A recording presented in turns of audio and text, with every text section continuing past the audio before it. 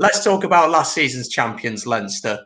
For me personally, I think it's inevitable that they're going to do the same again.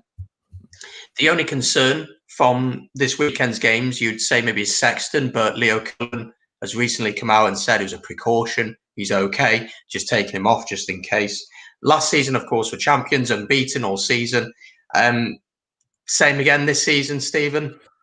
Yeah, look, I've seen a lot of people online after the Saracens' defeat being like, this is not good. We need to sign a couple of internationals or sign a couple of players. And it's like, Leinster come up against the one team in the world, not the world, but one team in Europe that really is a bad matchup for them. It's the one team that can, they're too physical for them. They can get underneath their skin. They can slow them down. It's just a bad matchup. If Leinster had got drawn the other side of the quarterfinals or the semi-finals, they could still be in the final, and we would be talking about them getting their 5th star on their jersey. So I wouldn't go panicking. You're getting Dan Levy back and Tyg Furlong back. Tyg Furlong obviously later than expected, another injury, but that's like signing 2 internationals there. You know what I mean? Because you haven't had them in so long. So they're still in fantastic shape. They're a machine that just doesn't seem to want to stop. They started Johnny Sexton the other day. I didn't think they would start him. I thought they might keep him on ice for another bit. Look, as an Irishman, I think it's time for Johnny Sexton to move on, especially when it comes to the international stage. I think we need to kind of give space for your Ross Burns. By all accounts, from my Leinster kind of fans or Leinster supporters, Harry Byrne, the younger brother, is actually the real one to watch out for. But it's a case of how long are they willing to wait when Johnny Sexton eventually bows out on this. So he's still producing at a decent level, but when it comes to when you're playing against the Saracens, when you're playing against a Racing 92, is it going to be enough? But they're still in fantastic shape. They probably will. I don't know if they'll go unbeaten. It's going unbeaten 2 years in a row is extremely difficult. You're going to have one bad night, but they just have so many players they can plug in that it doesn't really make a difference if someone is having a bad night.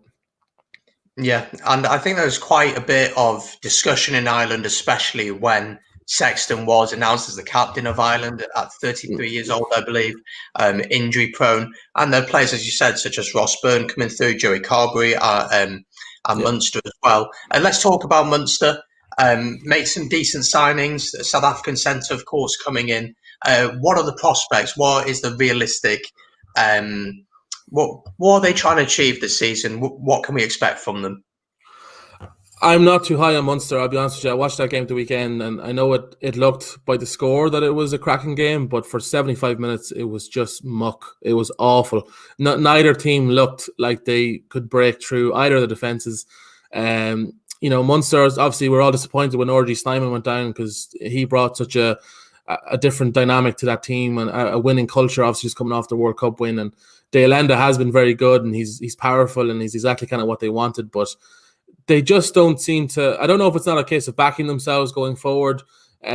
Look, people give them a bad rap for kicking the ball too much in box kicks. It's not that they're kicking that much. They kicked actually nearly half as much as Scarlets the other night. It's when they're kicking and how they're kicking. It's a strange. They're in the 22 of Scarlets of the night, and they put up a box kick. And I get it. Conway's chasing. He's good in the air. They might have seen an opportunity there, but it screams to me that they just don't back themselves when it comes to plays. Like they tried to score against Scarlets the other night. The first try, it came off a broken play. It was a bad clearance. It was almost as if they forgot that they were in the system and they were like, okay, let's just run with it. You know what I mean? It was like it was a broken system, broken play, and they were like, okay, let's just create something ourselves here. And they could. They still have great players. But Stephen Larkham's down there as one of the senior coaches, and I can't imagine that that's what he's trying to instill into this team. Maybe I'm wrong, but I just can't see it. They're in a strange spot. They're the least enjoyable to watch of the 4 provinces, and by a country mile at this stage, because they just have nothing going.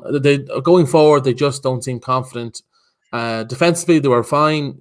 The discipline was definitely an issue of the day, but the referee was giving a lot of soft penalties in a lot of ways. But still, they knew 10 minutes into that game, these penalties are soft, and they still gave them away. So a team as experienced as that shouldn't be doing it. But yeah, I don't know. I could be wrong. I hope I am wrong, because I'm a big Munster fan in the sense of the history and what they bring to the competition. But at the moment, the way they're going with it, I don't see them doing too well. I'm a big fan of Munster as well. Been to their stadium, think it's one of the best in the league. And what I don't know if it still happens now, but whenever someone would kick, pin drop. It'd be an absolute pin drop there. And that was something I really enjoyed. And yeah, they've got, as you said, they've got some good players. They've got some good players, and they should be doing better. Ulster last season, of course, finalists. Cooney at half. Should it be starting over Conor Murray? That's another question to get. How long do you have? How long do you have on that? We can talk about hours on that. Yeah, but he did okay in the Six Nations. But John Cooney was the form scrum half. Can he lead Ulster to another final, or is there even any point getting to a final because of Leinster? Look, there's always a point to get to a final. It's when you look back, it's a morale booster. But yeah, look, this team is Cooney's team in a lot of ways because he's the star man. He had a rough when he came back from the COVID break. He didn't get up to the speeds he was beforehand, because beforehand he was the best player in Europe, and I don't think it was close. But Ulster are a young team here. They've got some really good young players coming through, and I think their time is probably in a year or two from now.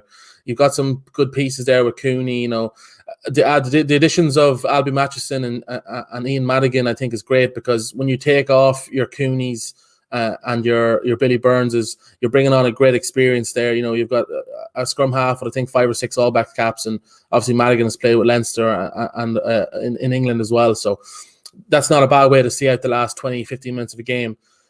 I think that they're definitely not at the class yet of a Leinster, or when it comes to Europe, the top boys. They're not just there yet, but by God, they've got some great pieces to work on. Hume there as your centre, and that Stuart Moore guy coming through there. They're two powerful young lads who are hungry and so far have shown everything that they needed to do to become great players. So I still have issues with Stockdale defensively. I think he's great in the air. I think he's great, big, strong, powerful runner. But there's been too many times where we've said, God, his positioning was terrible when it comes to a tackle.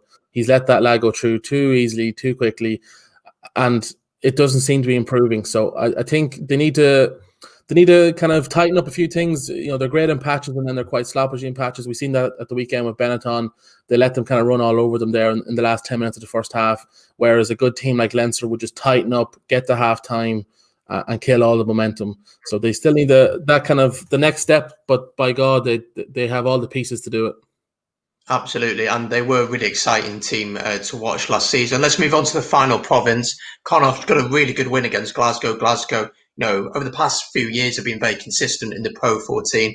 What can we expect from them this season? Can they push for them playoff places? Can they challenge? Yeah, Connacht are really exciting to watch, actually. I watched the game live the other day, and they are, going forward, they are fantastic. The problem with Connacht is, and Ulster are similar in that sense, it's their starting 15 is very good, but if they lose any of those key players through injury, that's when I feel the depth isn't quite there. Bundy Aki is in incredible form. I think he's the most in-form Irish player at the moment, and he's knocking on Warren Gatlin's door for that 12 jersey when it comes to Alliance, and I don't see why not. He's got the physicality. He's an absolute leader of men. There's a great video going around on Twitter. I don't know if you guys have seen it, but he's off the field, he's substituted off, and he's just shouting and barking orders at everyone, and he lives for it. So they're good. They're great going forward. They've added a couple of nice pieces there. Alex Wooten, Peter Sullivan, they've come in and kind of contributed straight away. They've Abraham Papali'i, who is an absolute monster of a man. We've seen him for briefly 20 minutes against Munster when he got sent off for a high tackle on Murray, but that's the kind of player he is. He comes in, he lives on the edge, but he is a monster, and I think he's going to be, between him and Bundy, I wouldn't like to be playing Connacht too often, but definitely pushing for playoff once they get a bit of injury luck. The last few years, they haven't gotten that luck, so they're due a year, but definitely exciting to watch. Again, need to tighten up small little areas. At the weekend there's a couple of gaps defensively where they'll need to close that up. But if they do that, they are not a fun team to play against. And Galway and the sports grounds, like Ulster, like Belfast, has become a bit of a fortress, and they want to keep it that way. So positive things about Connacht. I think that they, going forward, again, have all the pieces to do what they need to do. It's a case of just keeping everyone healthy and fit, and hopefully they do.